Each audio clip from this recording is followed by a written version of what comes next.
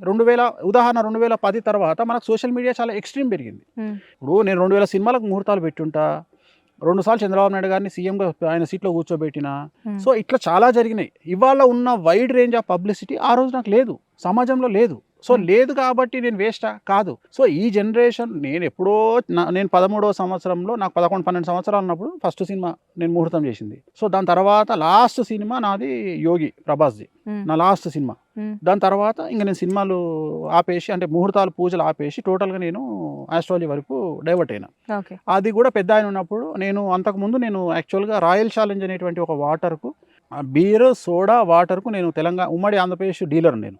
అది కూడా చేసుకునేవాడిని. చేసుకున్నప్పుడు పెద్దాయన ఉన్నప్పుడు రాజశేఖర రెడ్డి గారు ఏమన్నారు, "నీ ప్రొఫెషన్ మీరు బ్రాహ్మణులు కదా! ఎందుకు నీకు అవసరమా ఇదంతా" అన్నారు. అన్నప్పుడు నేను ఆయన మాట విని దాన్ని వేరే నా పార్ట్నర్‌కి ఇచ్చేసి నేను బయటకొచ్చి టోటల్‌గా అప్పుడు నేనేమనుకున్నా అంటే మనం కింగ్ కావాలనే కోరిక నాకు ఎప్పుడు లేదు. కింగ్ మేకర్ కావాలి. కింగ్ మేకర్ కావాలి అంటే మనం జనాల్ని క్రియేట్ చేయాలి. ఒక సూపర్ స్టార్‌ని క్రియేట్ చేయాలి అంటే అసలు ఏం చేస్తాం? అసలు ఏం పూజ చేస్తే మనం సమాజంలోని జనాల యొక్క బాధలు తీర్చగలుగుతాం? ఏం చేస్తే సమాజంలోని వ్యక్తుల యొక్క కోరికలు తీర్చగలుగుతాం? ఉదాహరణ, ఒక అమ్మాయికి ఒక మంచి మొగుడు కావాలని కోరుకుంటుంది. ఒక అమ్మాయి డబ్బు సంపాదించాలనుకుంటుంది. ఒక అమ్మాయి వశీకరణం చేయాలనుకుంటుంది. అంటే జన వశీకరణం కావాలనుకుంటుంది. అట్లనే ఒక హీరో జన వశీకరణం కావాలనుకుంటాడు. ఒక పొలిటీషియన్ మినిస్టర్ కావాలనుకుంటాడు. ఒక మామూలు మనిషి ఎమ్మెల్యే కావాలనుకుంటాడు. ఒక సర్పంచ్ కావాలనుకుంటాడు. ఎంటర్‌ప్రెన్యూర్ అంటే అమ్మాయిలైతే ఎంటర్‌ప్రెన్యూర్ అయితే వాళ్ళు డబ్బు సంపాదించాలనుకుంటారు. అట్లనే ఒక వ్యాపారవేత్త డబ్బు సంపాదించాలనుకుంటాడు.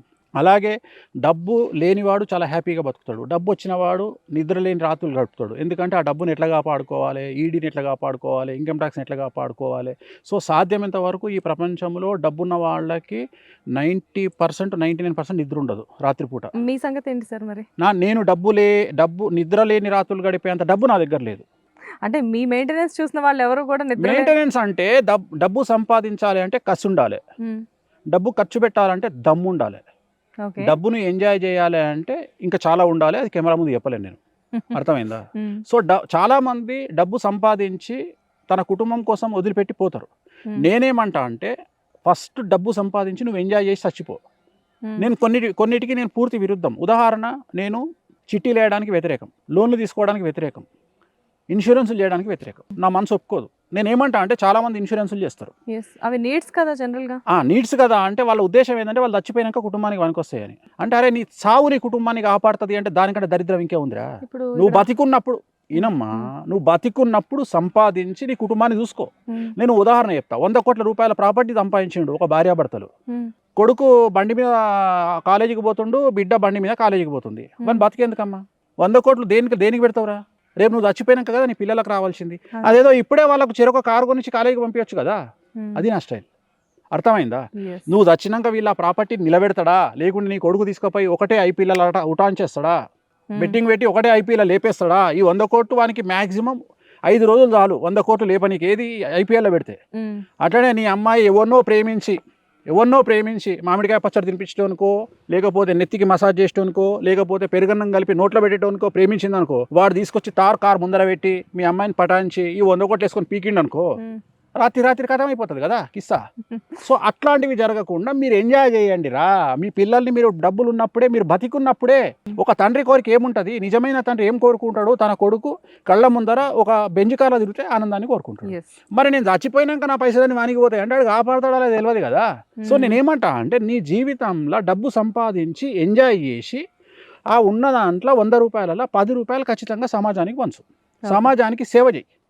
అది కూడా ఈ శరణాలయాలు వీటి గురించి ఇండివిజువల్గా మాట్లాడు. నీకు డబ్బులు ఉన్నాయా, చక్కగా ఒక 100 ప్యాకెట్లు ఫుడ్ తీసుకుపోయి చక్కగా పోయి క్యాన్సర్ హాస్పిటల్ దగ్గర బంజారా హిల్స్ రోడ్డు మీద ఉన్నోనికి ఫుడ్ ఇచ్చేసాయి. పొద్దున్నేలే ఎండాకాలంలో ఒక 100 బాటిల్ మజ్జిగ తీసుకో, రోడ్డు మీద కనిపించిన పోలీసు వాళ్ళకు, మున్సిపాలిటీ వాళ్ళకు ఇచ్చుకుంటూ వెళ్ళిపో.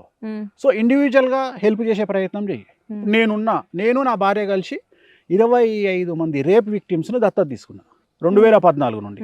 అంటే రేపు చేసిన తర్వాత మానసికంగా డిస్టర్బ్ అయిన అమ్మాయిలను 25 మందిని 2014 నుండి దత్తత తీసుకొని వాళ్ళ శానిటరీ ప్యాడ్స్ దగ్గర నుండి వాళ్ళకు ప్రతి నెల నా ద్వారా ఫుడ్ వెళ్తుంది. నేను ఎక్కడ చెప్పుకొని ఆ వీడియోలు తీసి బయట పెట్టా.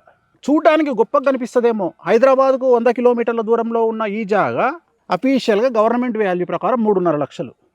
సో, నేననేది ఏంటంటే మనం దాన్ని మెయింటైన్ చేసి ఆ ప్రశాంతమైన వాతావరణంలో ఉండాలి. ఎందుకు కలిగింది నాకు ఈ ఆలోచన అంటే 2020లో కరోనా వచ్చిన తర్వాత పిచ్చేసి లేచిపోయింది. మ్మ్. అందరు హైదరాబాద్నే ఉంటారు, ఇళ్ళల్లో బయటికి రాకుండా ఉంటున్నాం, నీ అమ్మ జీవితం ఏంది అని చెప్పేసి బయటకు వచ్చి ఒక 1 ఎకర్ జాగా కొనుక్కొని 1.5 ఎకర్ జాగా కొనుక్కొని మంచిగా తయారు చేసుకొని ఎప్పుడైనా రేపు పొద్దున మనకు కూసుకున్న మళ్ళీ కరోనా లాంటి మహమ్మారి వస్తే వచ్చి ఇక్కడ కూర్చుందాం బేఫికర్ అనే ఆలోచనతో పెట్టుకున్నటువంటిది.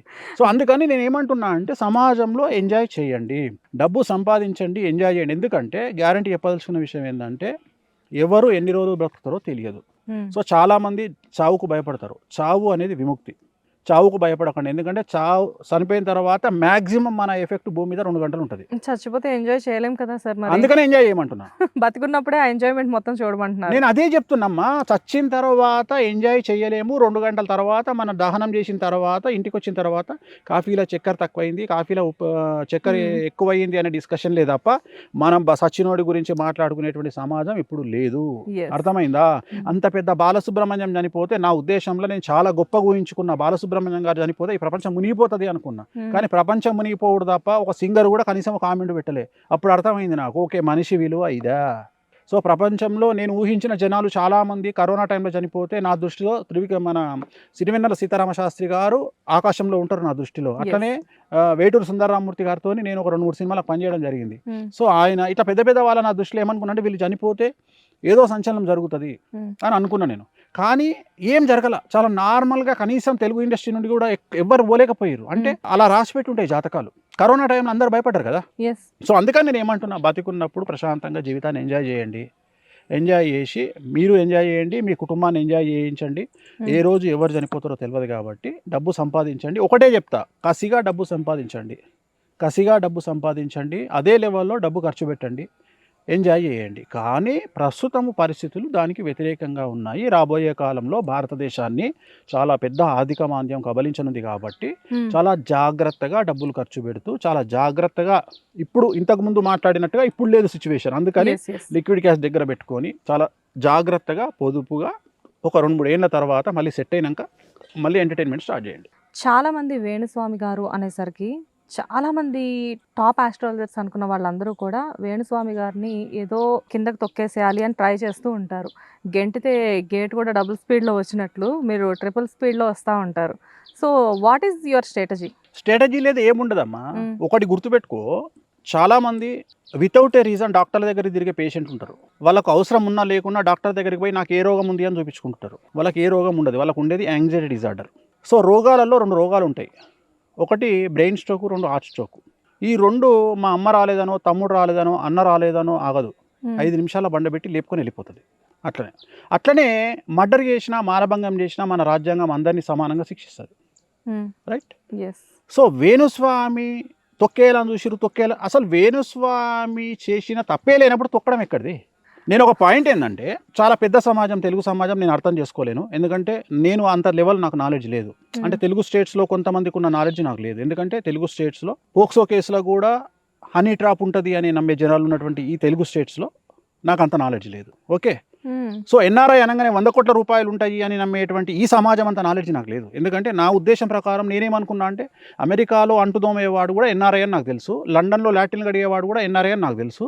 కానీ ఇక్కడ తెలుగు స్టేట్స్లో కొంతమంది ఆలోచించినట్టుగా ఎన్ఆర్ఐ అనగానే 100 కోట్ల రూపాయలు ఉంటాయి అనే ఆలోచన నాకు లేదు. నేను తింగర్ నా కొడుకును. అట్లనే హనీ ట్రాప్ ఫోక్సో కేసుకు వర్తిస్తుంది అనేటువంటి నాలెడ్జ్ నాకు నిజంగా లేదు. నేను తింగర్ నా కొడుకును నేను. ఎందుకంటే నాకు తెలియదు నిజంగా ఫోక్సో కేసులో హనీ ట్రాప్ కూడా ఎంటర్ అవుతుంది, దీన్ని కూడా వర్తించవచ్చు అనేటువంటి నిజంగా నాకు తెలియదు. నేను పిచ్చిన కొడుకును. సో ఈ మధ్యన చూసి నేర్చుకున్నా, చాలామంది టీవీలలో చూసి నేర్చుకున్నా. ఓకే, ఫోక్సో కేసులో కూడా హనీ ట్రాప్ వర్తిస్తుందా? ఓకే, ఇది సపరేట్ చట్టం తెలుగు రాష్ట్రానికి. అట్లనే ఎన్ఆర్ఐ అనగానే ప్రతి ఒక్కరికి ఎన్ఆర్ఐ అనగానే 100 కోట్ల రూపాయలు ఉంటాయని నమ్మే జనాలే ఉన్నటువంటి రాష్ట్రంలో నేనున్నా. నాకు నిజంగా నాలెడ్జ్ లేదు. నేను ఏమనుకుంటా అంటే, నా ఫీజు కూడా కట్టలేనటువంటి స్టూడెంట్స్ అమెరికాలో ఉంటారు, నా ఫీజు కూడా ఇవ్వలేనటువంటి స్టూడెంట్స్ అమెరికాలో ఉంటారు. ఆస్ట్రేలియాకు పోతే హైదరాబాదు నుండి కొన్ని 100 కోట్ల రూపాయలు ఉన్నటువంటి ఒక అమ్మాయి ఆస్ట్రేలియాలో ఒక రెస్టారెంట్లో సిడ్నీలో పనిచేస్తుంటే, ఏంది తల్లి నువ్వు పనిచేస్తున్నావు, మీ నాయన నాకు తెలుసు 100 కోట్ల రూపాయలు ఉన్నాయాడా అంటే, నేను బతకడానికి ఇక్కడ పనిచేసుకుంటున్న గురువు గారు అని చెప్పినటువంటి జనాలు తెలిసినటువంటి మనిషిగా నేను అంతవరకే తెలుసు. కానీ నిజంగా అట్లా 100 కోట్లు పుక్కడికే వస్తాయి అమెరికాలో, లండన్లో అనే విషయం నాకు తెలీదు. అంటే అట్లా జనాలు భావిస్తున్నారు. నాకు అంత నాలెడ్జ్ లేదు, అంత నాలెడ్జ్ లేదు అని చెప్పి చాలా స్మార్ట్ గా చెప్తున్నారు ఇందాక. నిజమమ్మా, నిజంగా నాకు తెలియదు.